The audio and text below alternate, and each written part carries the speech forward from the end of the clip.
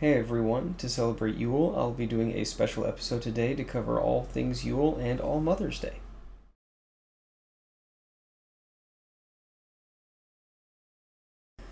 If you're like most new pagans today, you're asking what Yule is, or how you're supposed to celebrate it, or what you're supposed to do, and that's kind of the basics we're going to get into today.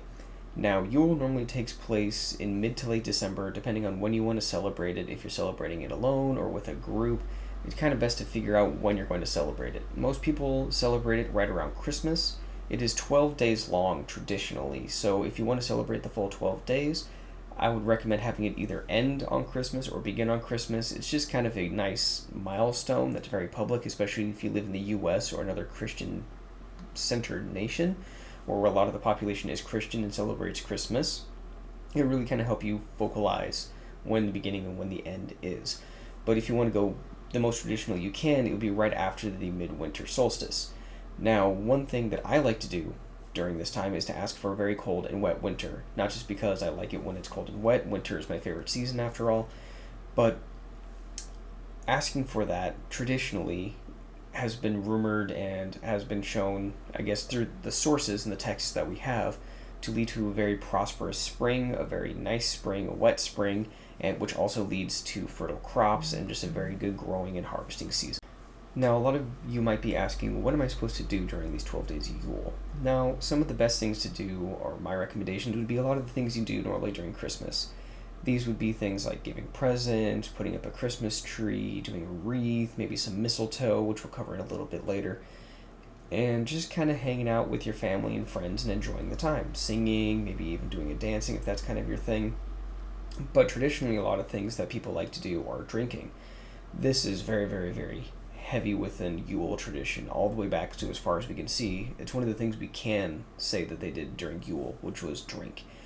They also like to slaughter animals back then, and there are some pagan groups that like to do that still, even some individual solo practicers who like to slaughter animals. Now, before you do this, make sure you check the local laws in your area if you decide you want to slaughter an animal, and do it in a very humane way. And after you offer it to the gods and decide that that's the route you're going to go, make sure that you also eat the animal. You don't want to go anything to go to waste. But if you're like me and you don't really prefer to slaughter animals at all really during this, other than hunting and stuff like that, then you can just take some meat from your local grocery store or your local butcher or anything like that and offer it that way. That's the way I like to offer meat, especially if I'm the one who hunted it myself. That is kind of my personal way of giving an offering of meat. Now, if you aren't one to really eat meat, or you don't feel it's ethical to use meat in your sacrifices, that's perfectly fine. Whatever you happen to be eating that day is a perfectly good offering that you can give to the gods. You could set a portion of it aside and just offer it later, or even offer it before you start eating.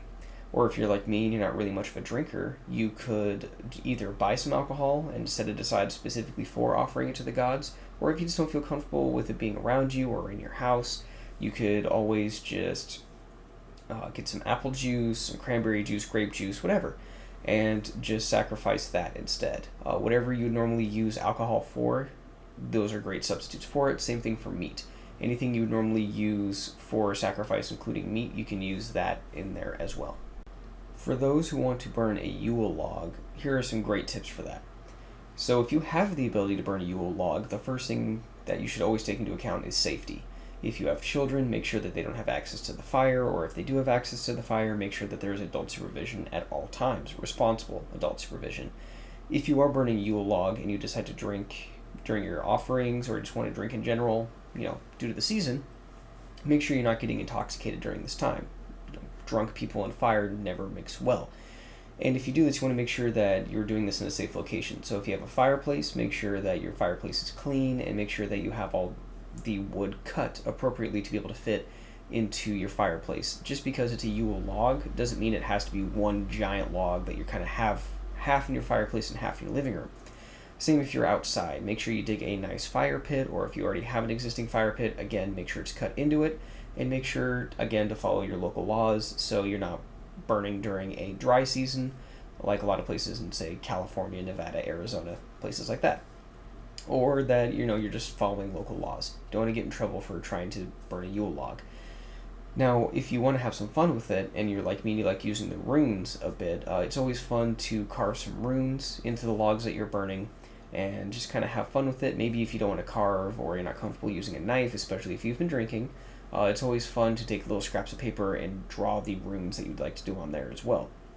And if you aren't familiar with the runes, or you don't really plan on getting familiar with the runes, or you just don't want to, you're not interested in them in general, it's always fun to just, write a message, write a prayer, write something on a piece of paper, and then throw it into the fire.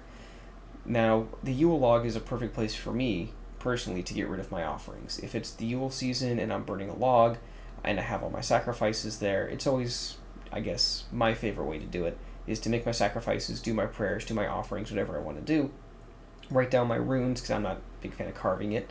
I like writing them down, and just take them all, put them all together, and throw them into the fire as kind of like kindling, throw them in there and just kind of let them burn with the Yule log.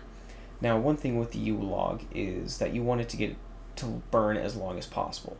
You want it to last throughout the night. So once you start burning it, you don't want to extinguish the fire or have it go out until the sun rises.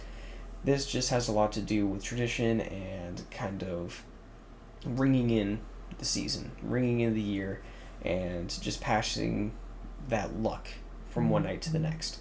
Now, when the log is done burning, there are some fun things you can do with it. You can keep the ash, and this is my personal recommendation, is keep some of the ash and either keep it in a trinket as like a good luck charm for yourself, or use it in ritual practice throughout the rest of the year, which is just a great, I guess, a little fun thing to do with it. I personally enjoy doing it, sprinkling the ash on some of my offerings and sacrifices depending on the time of year and what I'm celebrating or offering or asking for. And then finally is keeping the rest of those ashes, however many you have left. And then as you start lighting your next year's new Yule log, is in 2023 for us next year, folks, take a lot of that ash and rub it on the wood as you go through the night. This is rumored and told in the texts to bring good luck. Taking the ashes from last year and rubbing them on the Yule log for this year is just a good sign of luck and bringing the luck you had the year before into the new year with you. Now, I've been saying a lot of sacrificing and offering and things like that. You may be wondering which gods and goddesses we're supposed to sacrifice to. That is a great question, and I have some great recommendations here for you. The first ones would be the females in your life, especially the goddesses, the Disir. And I'm trying to say this correctly, so please go with me on this. But it is the Disir, the female goddesses, the female Asir. They are the main focus of All Mothers Night, which takes place the day before Yule.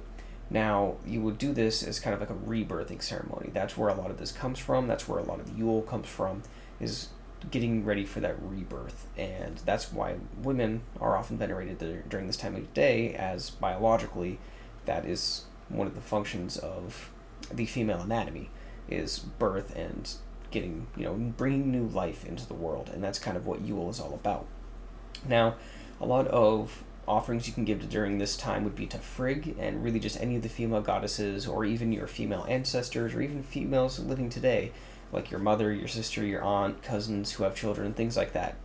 One of the things you can do for them would be cleaning. That's what my wife likes the most, is when I clean for her on All Mother's Night. And now, don't get me wrong, I help her throughout the year as well. It's nothing like that. But just kind of taking that extra step and taking the load off of her shoulders, the part that she would normally allocate for herself, I take that off her shoulders, just kind of like to show my appreciation. Another thing you could do is wool. If you have access to wool, preferably humanely sourced wool, but that is a great one to offer as well. Or really just anything nature related, parts of trees, branches, berries, whatever. Anything that's nature related would be a great offering to give during this time to the females in your life and the goddesses. And again, one of the best things you can do is light a candle, whether it be for your ancestors, for the goddesses, for your relatives, or if you just want to light a bunch of candles for all of them at the same time on your altar, that is a great thing to do for them as well. And it's just a good way to show your appreciation and to show that you're thinking about them and to show your thanks. Now, this one may shock some of you, but one of the other gods to venerate during this time would be Odin. Now, one of the reasons he's kind of chosen during this one, when you wouldn't really think of Odin during Yule, is because he is the husband of Frigg and the father of Balder, who we'll cover here in a little bit. And he is also known as the All-Father. So venerating to him would kind of just be a good, I guess, way to show your appreciation, to show respect.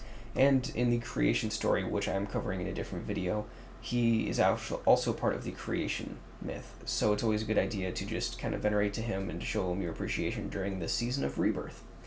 Now, some of the things that Odin really likes as offerings, in my experience, would be red wine, or a dark mead, and red meat and bread.